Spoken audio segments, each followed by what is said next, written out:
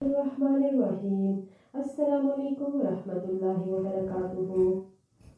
نبوت کا 5واں سال اسلام کی تاریخ میں ایک ممتاز حیثیت رکھتا ہے، جس میں فخر الانبیاء صلی اللہ علیہ وسلم کو ایک اعزازی جلوس کے ساتھ نوازا گیا، جو انبیاء علیہ السلام کی جماعت میں سے بھی صرف حضرت صلی اللہ علیہ وسلم کی امتیازی خصوصیت ہے، جس کا مختصر واقعہ یہ ہے کہ ایک رات آپ صلی اللہ علیہ وآلہ وسلم حتیم کعبہ میں، اس میں اختلاف ہے کہ یہ آسمانی سیر بھی برق پر ہوئی یا کسی سیڑھی وغیرہ پر میں لیٹے ہوئے تھے کہ جبرائیل اور میکائیل علیہ السلام آئے اور کہا کہ ہمارے ساتھ چلیے۔ آپ صلی اللہ علیہ وسلم کو برق پر سوار کیا گیا، جس کی تیز رفتاری کا یہ حال تھا کہ جس جگہ اس کی نظر پڑتی تھی وہی قدم پڑتا تھا۔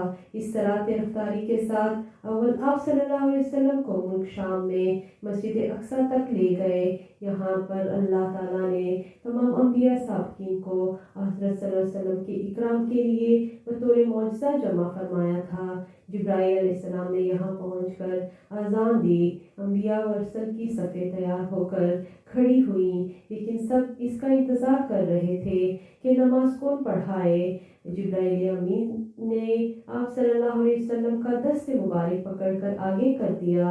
آپ صلی اللہ علیہ وسلم نے تمام انبیاء مرسلین اور ملائکہ کو نماز پڑھائی، یہاں تک عالم دنیا کی سیر تھی جو براق پر ہوئی۔ اس کے بعد آپ صلی اللہ علیہ وسلم کو مسجد اقصی سے آسمان پر لے جایا گیا۔ بعض روایت کے مطابق یہ آسمانی سفر بھی براق پر ہوا، مگر احادیث صحیحہ سے معلوم ہوتا ہے کہ یہ سفر براق پر نہیں ہوا بلکہ بذریعہ معراج ہوا۔ زینہ کی آج کل بہت سی قسمیں ہیں، ان میں سے ایک طریقہ لفٹ کا بھی ہے، اس کو بھی زینہ کہہ سکتے ہیں۔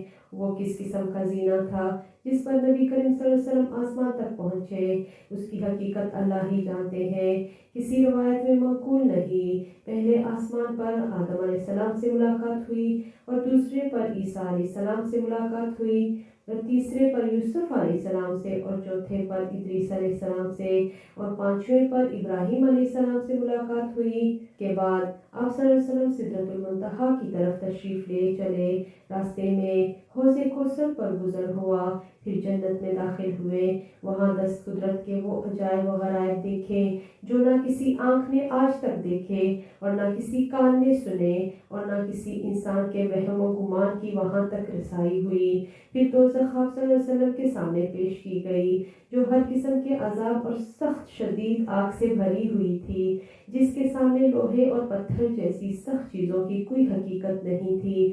اس میں آپ صلی اللہ علیہ وسلم نے ایک جماعت کو دیکھا کہ مردار جانور کھا رہے ہیں۔ دریافت فرمایا کہ یہ کون ہے؟ جبرائیل علیہ السلام نے عرض کیا، یہ وہ ہیں جو لوگوں کے گوشت کھاتے تھے، یعنی ان کی غیبت کرتے تھے۔ دوزخ کا دروازہ بند کر دیا گیا۔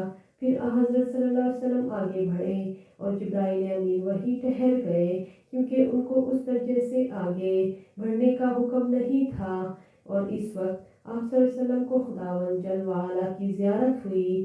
صحیح یہ ہے کہ زیارت فقط قلب سے نہیں بلکہ آنکھوں سے ہوئی۔ حضرت عبداللہ بن عباس رضی اللہ تعالیٰ عنہ اور تمام محققین صاحبہ اور ائمہ کی یہی تحقیق ہے کہ حضرت صلی اللہ علیہ وسلم سجدہ میں گر پڑے اور خداوند عالم سے ہم کلامی کا شرف حاصل ہوا۔